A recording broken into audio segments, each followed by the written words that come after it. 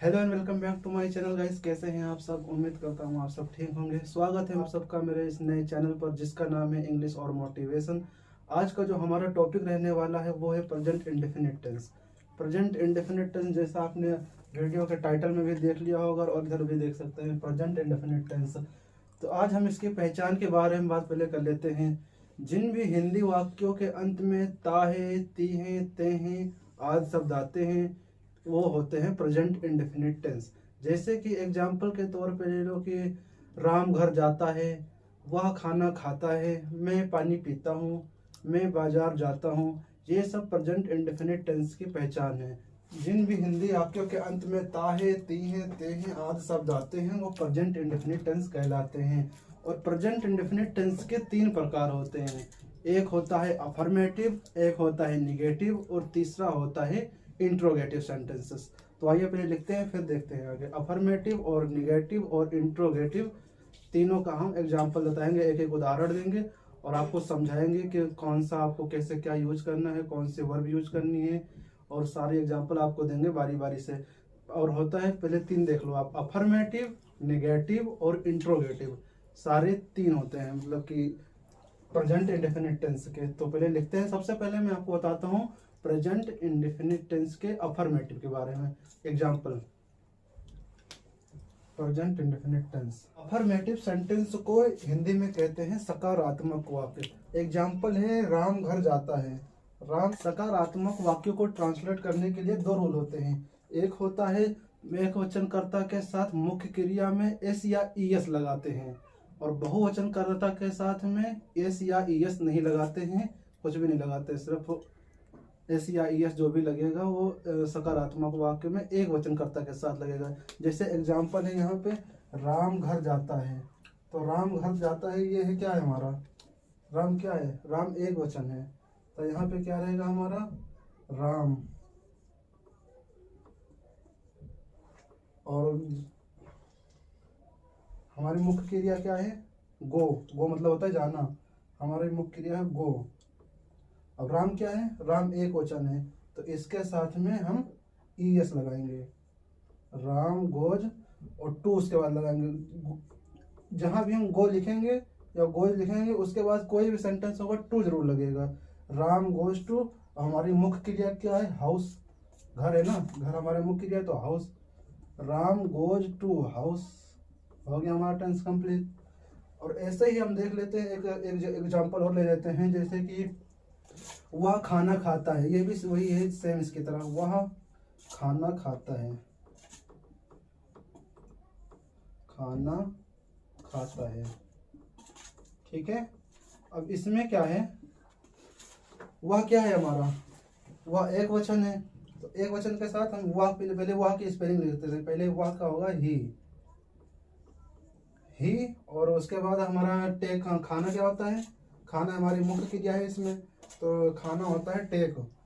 ही take, ही take. अब उसमें हम एस लगाएंगे या ईएस लगाएंगे, क्या लगाएंगे आप बताओ, हम बताते हैं।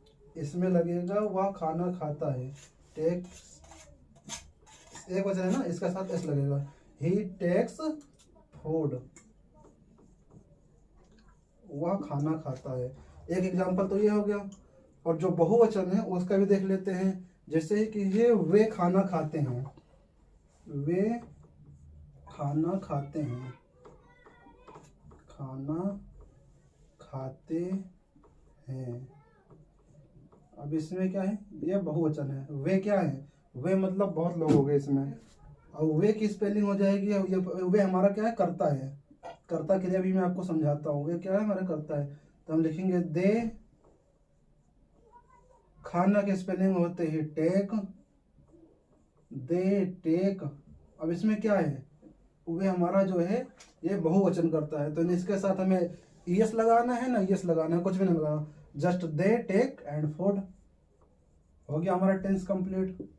दे टेक फूड, वे खाना खाते हैं। अब हम एस या ईएस कहाँ लगाते हैं उसका हम पहले पता कर लेते हैं। कहीं भी अगर हमें ओ एच एच एस ये तीन अगर मिल रहे हैं हमारे लास्ट में सबसे मिल रहे हैं के साथ, हमें एस या ईएस लगाना है। एस या एस लगाना है। अगर लास्ट का हमारा वर्ड ये आ रहा है तो जैसे कि एग्जांपल ले लेते हैं, एस या एस कहाँ पे लगाते हैं हम ये देखते हैं। जिन भी हम जैसे हमें ओ एस एच, ये बताओ, जिन भी हिंदी वाक्य मतलब कि मुख्य क्रिया के बाद मुख्य क्रिया में ओ एच एस आएगा वहाँ पे हमारा लगेगा ई एस, ठीक है। और बाकी कोई भी आ जाए वहाँ पे सिर्फ एस लगेगा।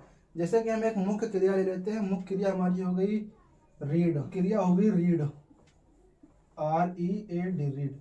रीड मतलब होता है पढ़ना, हमारी मुख्य क्रिया क्या हो गई रीड। अब इसमें एस या एस कहाँ लगेगा, इसमें ना तो लास्ट में ओ मिल रहा है, ना तो हमें लास्ट में एच मिल रहा है, ना तो एस मिल रहा है, तो इसमें हम सिर्फ एस लगा देंगे, ठीक है।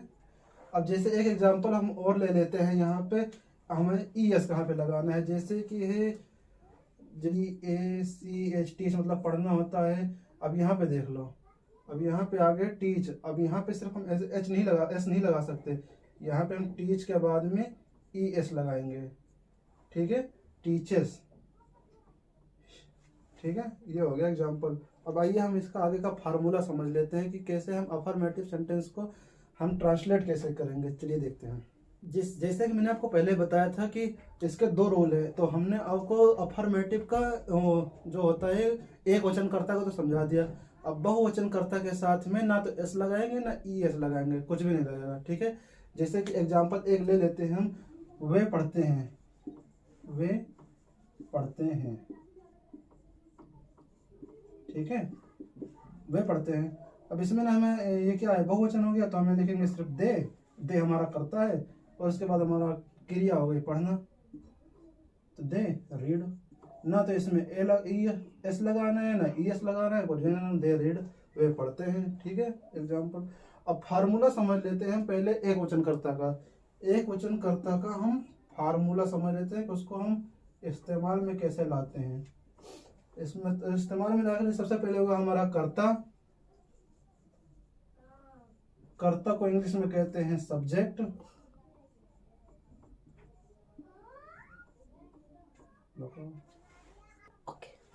कर्ता और प्लस उसके बाद हो गई हमारी मुख्य क्रिया। मुख्य क्रिया को इंग्लिश में कहते हैं मेन वर्ब, मुख्य क्रिया। और उसके बाद होता है हमारा एस या ई एस एक वचनकर्ता के साथ,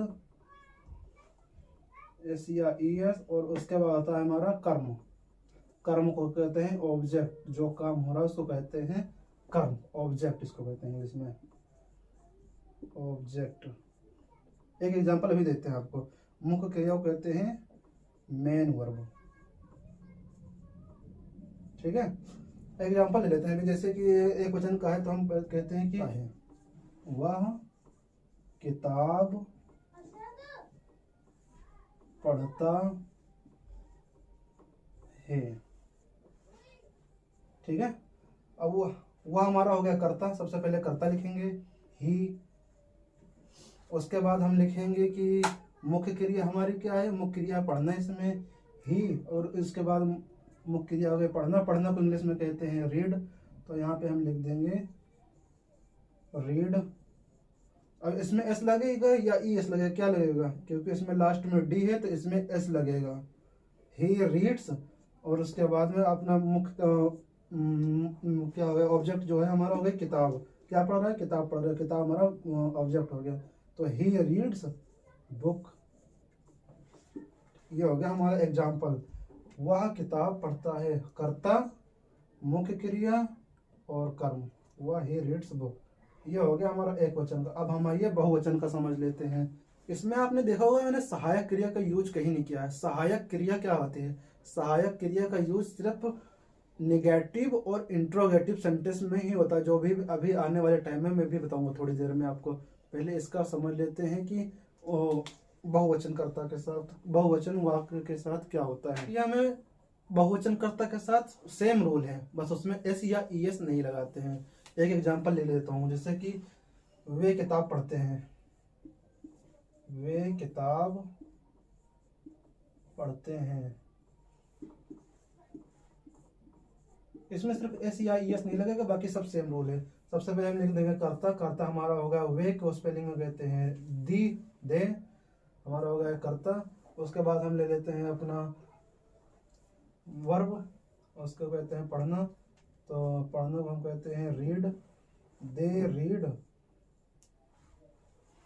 इसमें एस या एस नहीं लगा क्योंकि ये बहुवचन करता है। दे रीड, और लास्ट में क्या हो जाएगा हमारा किताब, दे रीड बुक। आगे समझ में, एक वचनकर्ता के साथ एस या एस लगेगा और बहुवचनकर्ता के साथ एस या एस नहीं लगेगा। दोनों का बस इतना ही डिफरेंट है।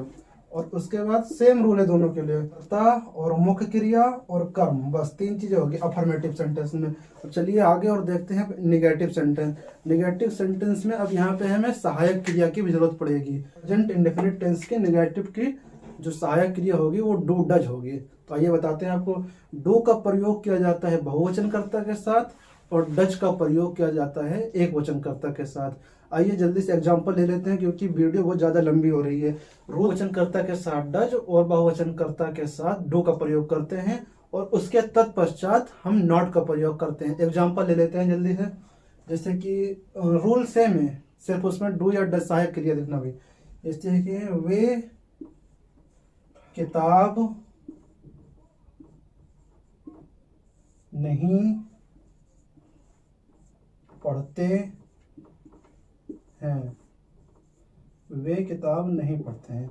अब इसमें दे क्या होगा हमारा, बहुवचन करता है, तो हम इसमें क्या लिखेंगे, दे।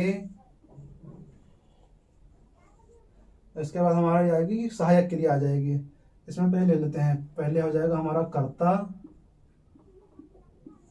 फिर सहायक क्रिया।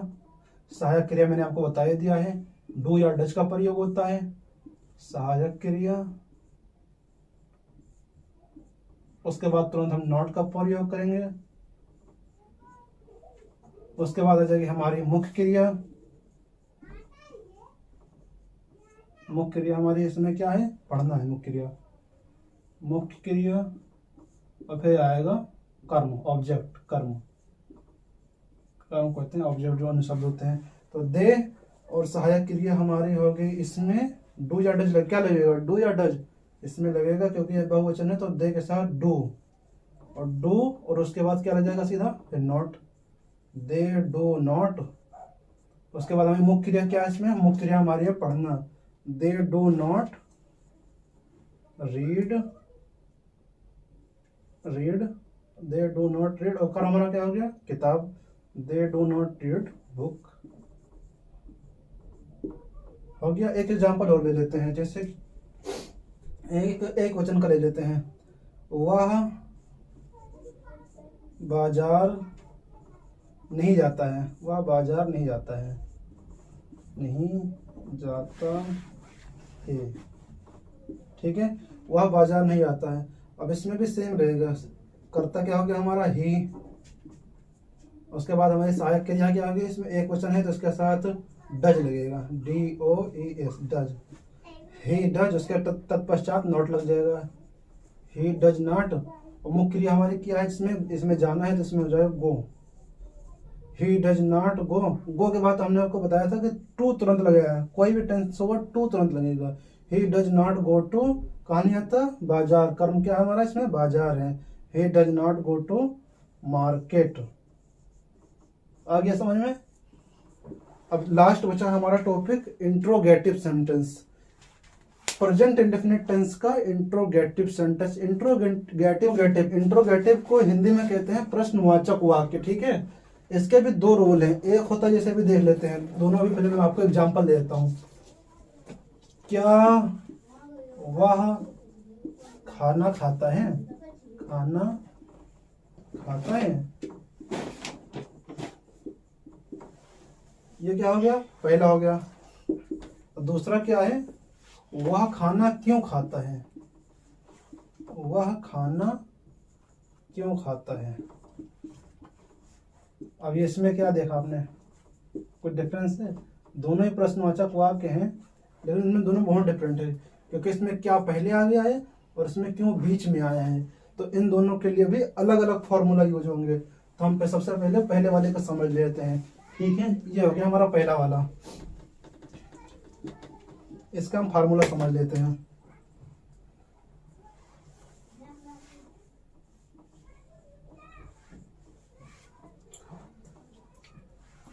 सबसे पहले आएगी हमारी इसमें सहायक क्रिया, सहायक क्रिया